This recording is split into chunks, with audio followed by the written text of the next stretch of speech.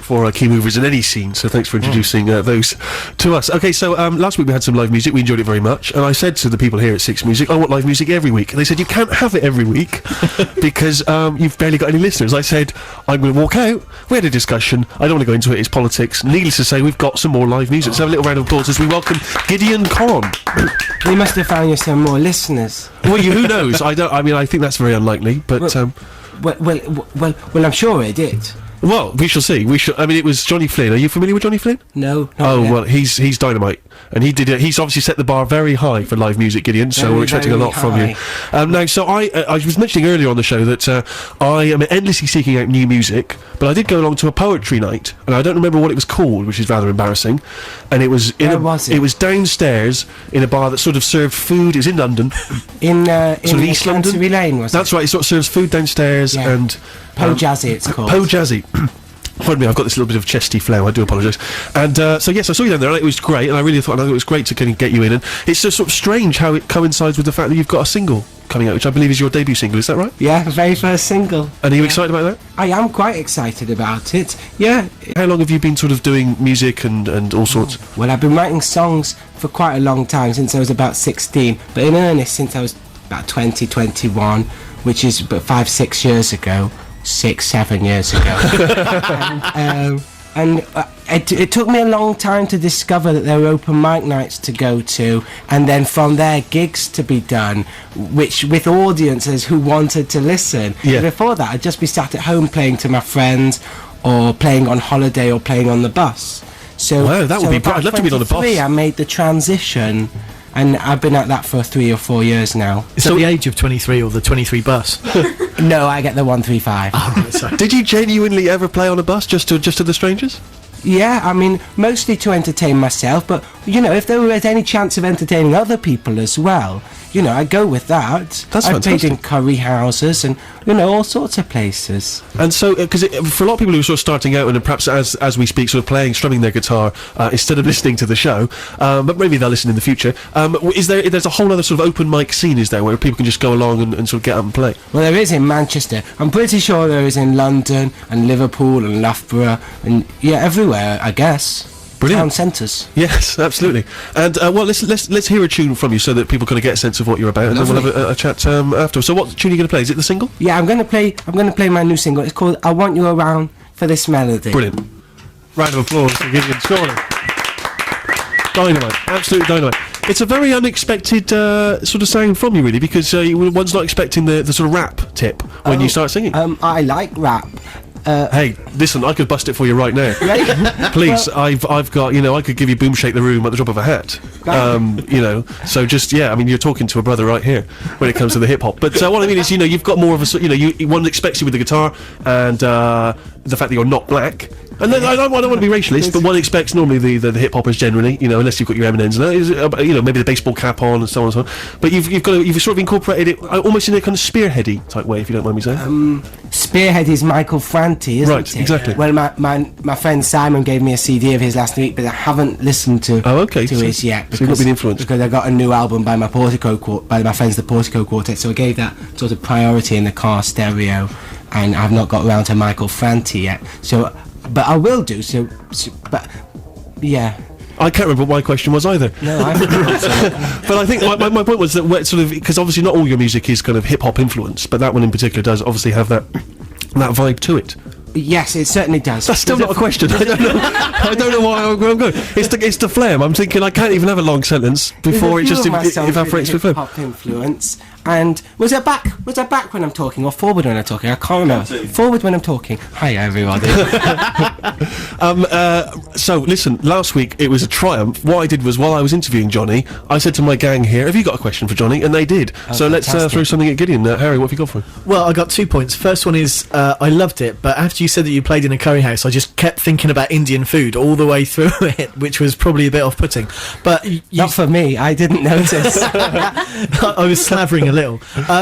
You've got some biscuits in my pocket if you're hungry. That might do. Well, I'll bring them in after. You'll have to eat them in between chats. Yeah. Well, what I was going to say is it sounds absolutely fantastic, just you and the guitar. When the single's out, is it the same format, or are there more players or more production? Yeah, I play with a band a lot of the time, so it's quite a a slickly produced, pop sound. Yeah. But it's still got my own stamp on it with obviously my guitar riff, which is absolutely central to the song. That's the part of the song which, because it's an old song for me. I wrote it about 6 years ago, but I never get sick of that guitar riff. It just, every time I pick up my guitar, I'll be doing and so it's lasted to the test of time for me. And I think it works in many formats. It works just acoustic, or it works with the band with like a really good beat and quite a fat bass line. Fantastic. You may be interested to know, I don't know if you're aware of this, Gideon, that it's also going to be the record of the week on Sean Keaveney's Breakfast Show on Six Music this week. Very, very delighted. Yeah, so people will be able to hear it in its fully produced form. Dan, what's your question for Gideon? Gideon, I just wondered if, when you're at a party, you're trying to impress maybe a lady, I don't know, do you introduce yourself as a poet? And if so, how does that go down? No. What would you say? I don't think of myself as a poet. I mean, it's really... I do work with words, but not a very lot, really. Mostly I just sit and play guitar, and if a song pops out, fantastic. But it's all about... I have music. That's always the first thing. So would you say you're a musician? Yeah, I say I'm a musician. Fair enough. Although I should point out that that's not your only string to your bow. You're also an artist as well. Am I right? I'm an artist. Yeah. And I'm sure if people go to the website, they can check out some of your artwork as well. They can at www.gideoncon.com. That was a shameless plug. I wasn't expecting that. And Sammy, your question for Gideon. Hi there, I'm sharing a mic, so I'm just going to have to scoot over and encroach on Tiny Dan's living space. The first question I wanted to ask was, you said that you started getting into this properly, you got into the mindset of this is what I'm going to do when you were about 23. Yeah. What had you planned to do before then, or were you just finding your way? Or Well, I did a degree in sculpture, which I loved. I really loved it, because, it was just fantastic. I can't go into too much detail about how much I enjoyed it, because, I can't... Well, we don't have time for that now. So I thought I might want to be a full-time professional artist, but they forgot to teach you how to actually make a career or a living at it. Yeah. And with sculpture, you've got to be as good at selling it as you have at making it. And very few people have both those talents. And I knew that I didn't have the selling it talent at all, or particularly any great interest in that direction. So I thought afterwards, I'll be a builder. Because it's that's similar to making sculpture, things, and maybe then after a few years of building, I can make sculpture out of bricks and cement. But I found I was just lifting plasterboard upstairs. Sure. So after about 8 months of that, I thought, do you know what? I think I'll stop earning money for somebody else and only a very tiny bit for me, and just focus on art and music, which I love. And that was about 4 years ago. Then because you've supported some of the big name bands, and you're constantly gigging. In fact, I notice here, I've got information here that tells me you are playing tonight in Balham. Fantastic, at the One Taste Festival. I've got to scoot off after here because I'm comparing in the afternoon. It says also you're playing in Exeter, Bournemouth, Brixton, Clerkenwell, blah, blah, blah, Manchester, Ashton, Underline, Liverpool. I assume all not this evening. That's perhaps over the course of the next over coming the months. forthcoming weeks. Yeah. Brilliant. Well, we look forward to it. Would you play another tune for us? Are you happy to play course one? I will. Brilliant. Okay, great. Are we gonna go straight Let's just away? go straight for it. Oh, Yeah. lovely. This is one about a date I went on. It's called Londonderry. Thank you very much indeed. Thank you. To Gideon, thank you very much. And the tune was Londonderry. It's a wonderful tune. Obviously, I'm compelled to ask you the question: did you find out her name, and did you see her again? Do you feel as an artist that you can't answer those questions? I understand. Yes, that's right. Yes. Yes. Yes. Well, yes. Yes. can I just ask what a nurgle is? Because it really appealed to me. Oh, that's a much easier question to answer. Yeah, a nurgle is like a raspberry on sort of your neck or shoulder area. Excellent. I love that even more now. I didn't think I could, and I do. I could. Who gave the nurgle to whom? You gave the nurgle. Oh, you were asking all the way back through the lyrics. No, you were asking for a nurgle, but you didn't actually get the nurgle. Yeah. Maybe you've got the lyrical, I don't know. Who knows if well, it was beautiful anyway. I think it's wonderful, and I'm sure, I hope we will hear more from you in the future, Gideon. And are you planning anything else music? I mean, are you going to put out an album ultimately, or you're just going to see how the single plays? Fingers crossed. That's the main goal. I guess it'll be about a year off, but that's what I'm hoping for. All right, well, all the best with it, and I think we enjoyed your set enormously. So another round of applause, please, for Gideon Conn. And the debut single, I Want You Around, do we know when that's out? Is there any December the 3rd. December the 3rd, alright, so people can buy it and no doubt download it. Then, thank you very much indeed, Gideon. The tune is Home, and the band are Engineers, and I thank good friend Chris Hale, who's put me onto that tune, which I think was out some years ago, and I appreciate him passing it on to me so late in the day. I think another final round of applause for Gideon Conn, I thought was dynamite. Fantastic. A lovely man, and we wish him well with the single, although it's almost got a summery feel. I feel it's a shame it didn't come out, because we had such a glorious summer. I could have imagined that as I was driving around the hood in my open top car, one of those ones that jumps up and down. How do they do that? Is it just compressed air? Sammy?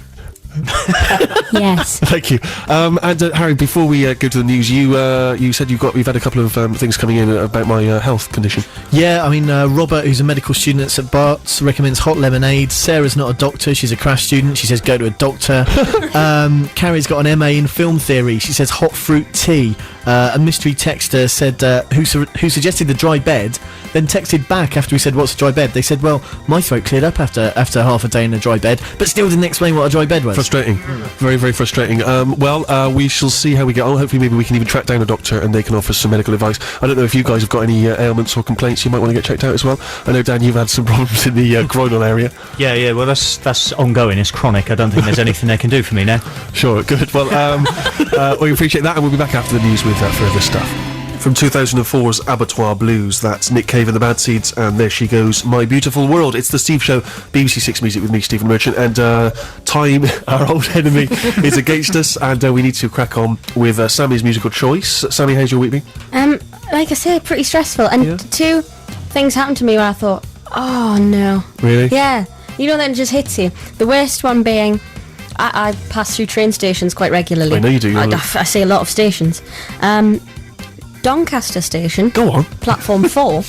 Sunday mornings is the best place to spot a train spotter. Is it? Now I've realised that over the last few weeks that I have become a train spotter. A train spotter, wow. I guess they're fairly easy to identify. I only realised it when I was walking over a bridge at York Station earlier this week. When I walked past a man, I thought, I recognise those red trousers. I recognise that white flat cap. I've seen that man before. I saw that man spotting a train and then realised that I was getting as excited about spotting the spotter as he gets excited about the engines themselves. Yeah. You noted it down in your little book. I did. I'm going to start keeping a book of train spotters because it's an interesting hobby and it does while away the hours. I've now seen two gentlemen who I've definitely seen before, which creates some excitement. You know what I'm thinking? As a little exercise for the Steve Show, I think next time you see a red trouser guy, you should have a chat with him. No, come on, you just got to. How old is he? I'd say he's in his... He could look older than he is, because his face, it's hard to tell. But I've seen him with his mother before. Okay, brilliant. The first time I saw him, he was with his mum, and his mum looked really proud of her son, who must be 40 or 50. Sure, probably still lives with him. Oh, yeah, without a doubt. So it was a bit of an odd situation. Probably why I remembered him. It was that distinguishing mother feature. Have you seen many young train spotters? This is my worry, that there's not a lot of people, getting into it now. The youth of today, they're too busy listening to their lethal bizzle. Not a single one. Yeah. They're all men, for a start. Of course. I haven't seen a single female train spotter. They're all of a certain age, normally in flat caps and trousers too short. Sure. Half of them only care about the numbers. That's all they're in there for. Yeah. Get the number, go. And the other half just love taking pictures of trains, which I can understand a bit more than just number crunching. Just the numbers, yeah. So, as I say, strike up a conversation, find out what the story is with the business, find out if also they socialise, or are they very kind of they seem competitive? Cut off. Now the camera ones seem a bit more of a group. They seem to unite over the photographs, whereas the number people very much alone, or with the mothers.